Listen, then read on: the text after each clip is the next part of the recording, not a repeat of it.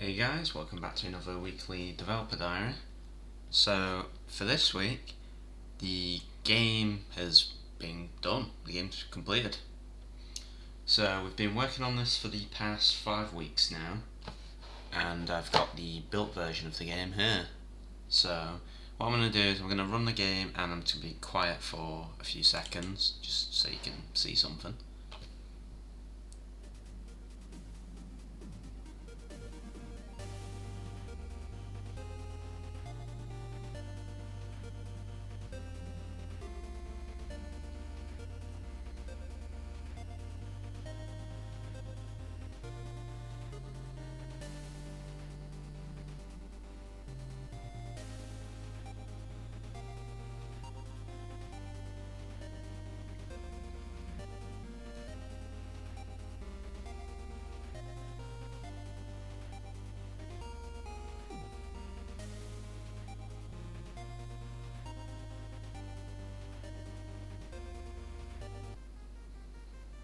So, as you could see then, I've spent a lot of time creating that little prologue, and then we had a nice little animation on the word art then.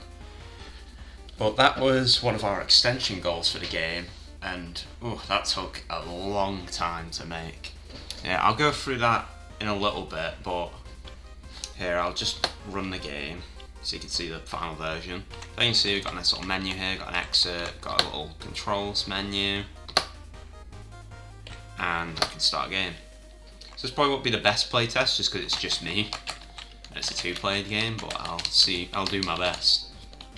So as you can see, we've got the ninja control and the ghost controller. Right now we've got it so they actually change colours. So as you can see, the ninja sprite is like a different colour as it was last time. And we've just made, this week has been very much a lot of just bug fixing and polishing essentially. So we just end up finding, trying to find as many bugs as possible and just trying to patch them pretty much.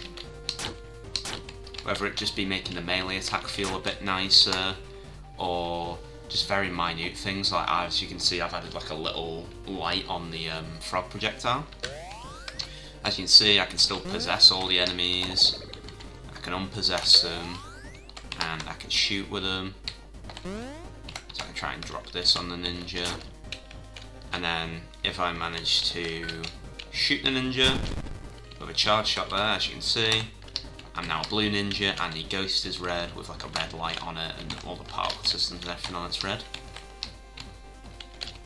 So all in all, for the finished game, there's not really that much to talk about compared to last week, because it's just basically just polishing and just discussing how the game is just development has gone in general. So like one of the last things I ended up doing was just doing a lot of balancing on the game. So like the pufferfish is now a bit slower than it used to be, and a bit less bouncy. But obviously, of course, the explosion still feels quite nice to pull off. I see I've put some lighting on all these little crystal bits, which end up looking quite nice.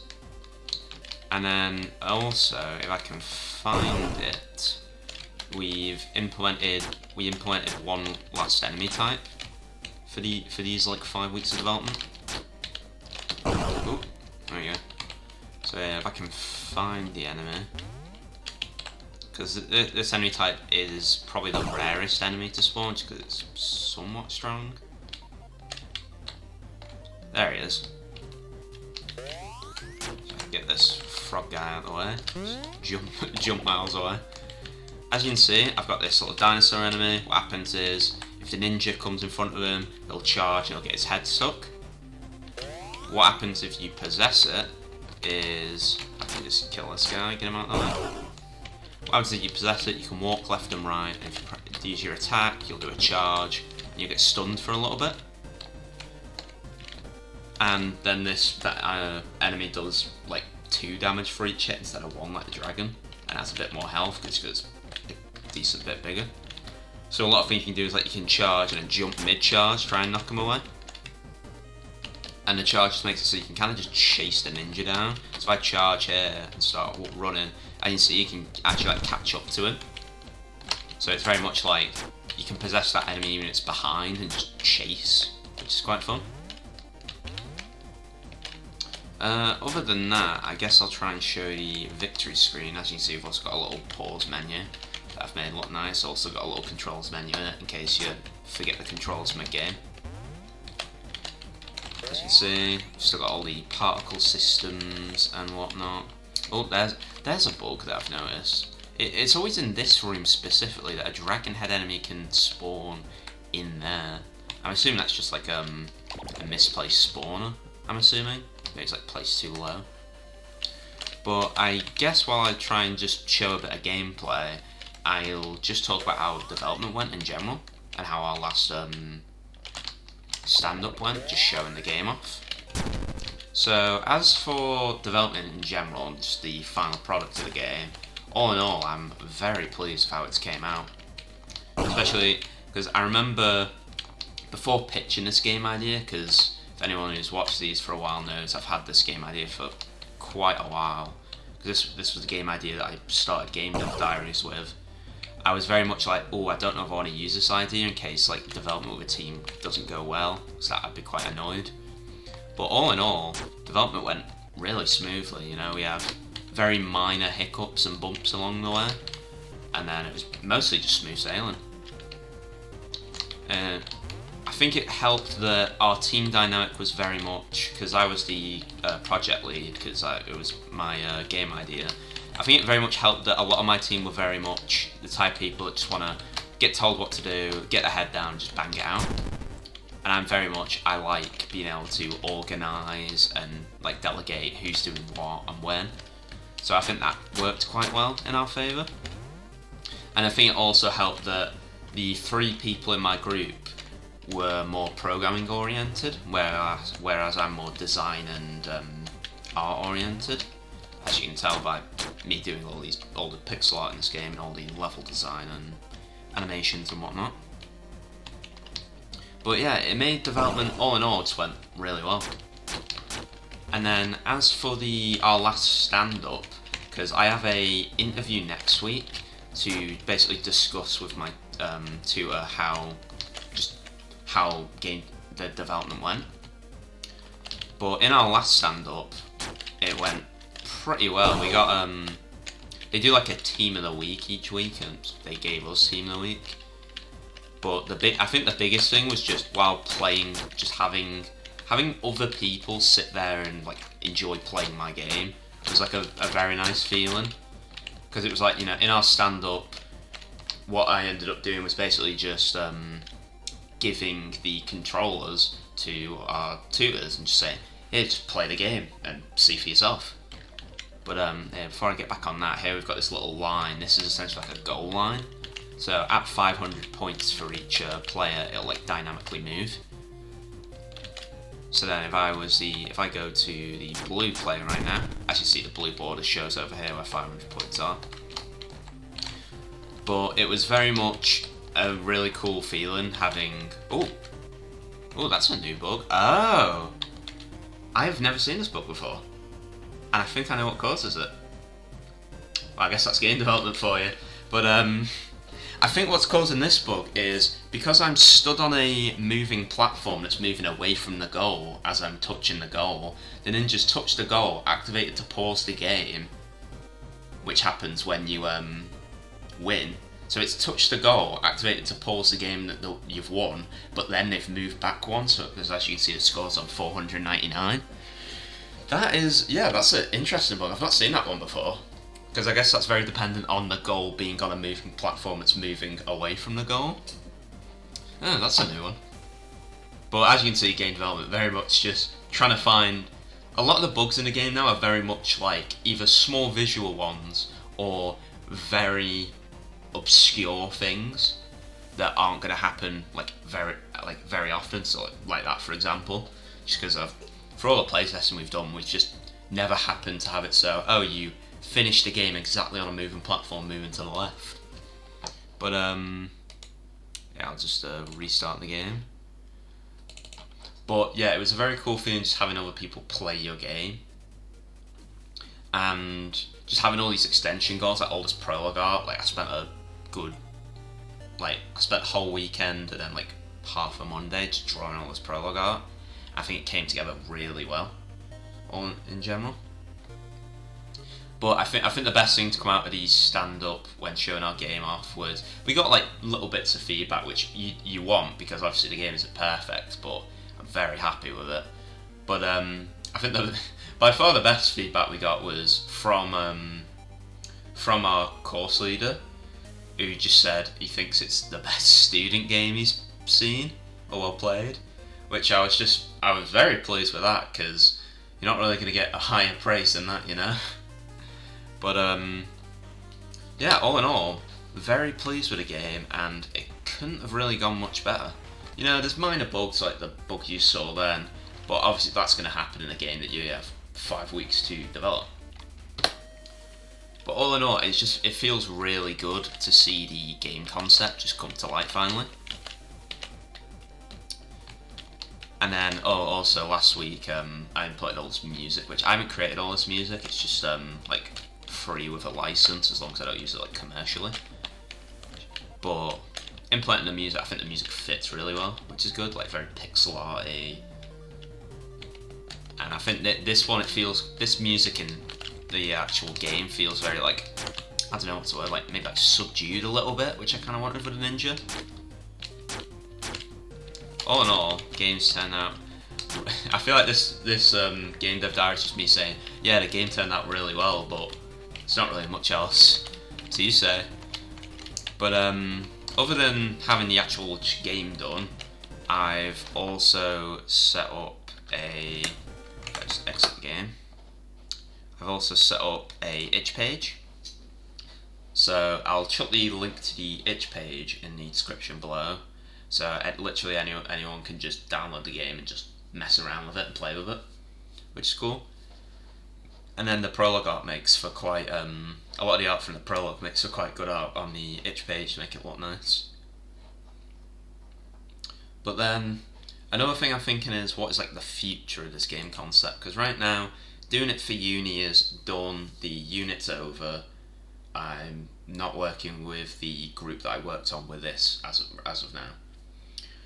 But as for plans for the future of the game, our course leader did say it could be a good idea to do something called Transfuser, which is essentially after uni, if your group gets chosen for Transfuser, is essentially you get like a $6,000 grant, essentially, to just create your game with, which sounds like a lot, but then you remember $6,000 between 4 people for like 6 months isn't tons. But then you have to also go, it's $6,000 more to help you develop your game and like on marketing, or maybe you need to buy new hardware or pay someone to make some music or marketing. It's $6,000 more that you'd have otherwise. So I am interested in that prospect. Right now I'm not 100% sure on it. I'm like 60-40 on whether I'd do Transfuse with this game. I'm leaning towards it, maybe with some course mates that I've worked with before. That's also gone really well. Because our course leader said it would probably be a good idea, especially since he seemed to really like the game idea. But I think it would also be cool doing that, because it's essentially just your own indie studio, essentially, which just sounds really sick to me. Because they also say in it that in Transfuser, if your game goes well, it's basically like you show it off to like some industry professionals, and then you even get to take it to like, I think it's like GEX, where it's like you'll have your own booth and everything. So you could have your own booth at like GEX. Did I say GEX? CGX, sorry. You can have your own booth at CGX and just have people come and play your game, which just sounds really sick. So I am leaning towards that. My only worry would be, if I do that, if I do Transfuser, what happens if I opt to do Transfuser after uni, and then 2 months after uni I get an actual job? Because then I'd feel like, I don't want to be, feel like I'm half-arsing this project. But then I go, chances are a lot of people aren't going to get a job immediately out of uni. And also, I don't know, it is just like a bit of a fantasy of, you know, creating your own indie game, having your own indie studio sort of thing. Because I just think that sounds really sick. But yeah, sorry if this one's been a bit me rambling about, yeah, I'm happy with the game, but yeah, feels good. Feels good to have a game to be proud of, you know. But anyway, that's probably enough of me rambling for this week. So as for next week, I probably won't have much to show, just because after these 5 weeks, I really need a break, just because I've been putting a lot more than 8 hours a day into this project, so I kind of just want a week to just, you know, chill and just, bar doing my games research system work that's going pretty well, bar doing that, I just want a week to just chill, look, and also just think about where I do want to take this game concept in future if I do continue it. Because I think there's definitely a lot more potential for expansion, because I've talked with some of my mates on my course that I'd be interested in working on with it, just talking about there's a lot of different ways we can expand it. Like, one of the feedback we got was maybe giving the ninja more attacks. So right now, the ghost is always, you know, getting different attacks with the enemies, but the ninja's kind of stuck with his normal just attack. So a couple of weeks ago, our course leader suggested maybe like a shuriken that you can throw, and maybe you get one back for like killing enemies. But then this week he said he doesn't think that was the best idea. We didn't end up implementing that because we also didn't think it would fit. But he suggested having it so you can attack above and below. Yeah, similar to like, you know, Hollow Knight, how, you know, you can attack directly above and below you. Or because a lot of platformers, like, you know, Shovel Knight, you can't attack above you, but you can attack below you if you're like pogoing on people with your shovel. Because then I do think that could be a cool idea, having it so you can attack above and below, because then that means we could have more enemies that attack from above and below. Because right now, all the enemies pretty much attack from like the sides mostly. You have no enemies bar maybe the frog that like can like jump high and sort of drop things like this, but even then he has to land. You have no enemies that are like directly above or below you a lot of the time in the game, unless it's intended for you not being able to attack them. So for example, we didn't add like an enemy that flies around and drops bombs, because we went, well, if he's above the ninja all the time, the ninja can never attack him, because why would he ever come down and the ninja can't attack above him? So I feel like by adding more direction attacks, we could add a lot more enemies as well, and just make the combat more dynamic. But other than that, yeah, we just talked a lot on just things we could take the game in and how we'd work on it. Like, you know, maybe having more complex levels, where sort of like a Sonic level, where you can have a level spawn in a line, but you can have like a higher path and a lower path. Like, look, like this room for example, you have a higher path here that I can take, and a lower path down here I can take. But I mean something more advanced, where it's like a lower path that's an entire room, and then a higher path up here that's like an entire room. So there's a lot of different ways we can take it with like that, different level themes, and maybe, you know, maybe have a different level theme, like an ice level that has different enemies, so like ice themed enemies, for example. Obviously a lot of the transfuser stuff is still very much like, if we do it, concepting of like, oh yeah, what would we want to do and that. But yeah, I'm very happy with the game in total, and I'll leave the itch link in the description for you guys to play. So I think that's enough of me rambling. So thanks for watching, guys. Appreciate anyone watching this, because, you know, I've had this game idea for well over a year. You know, when I was working on those prologue arts, on my laptop, I found a note that was dated December 30th, 2020, which was when I originally came up with this game idea. So it's been a long time coming, but I'm glad it's turned out really well in total. So yeah, next week probably a bit of a quiet week. since I just want a bit of time to chill and think about how the games went. But after that, alright, that's the victory screen. It shows a different art for ninja depending on who wins. But after next week, I'll probably be working on my final year solo project, the RPG game. But I'll discuss more of that at the time. So, thanks for watching, guys, and I'll see you all next week. Alright. Peace.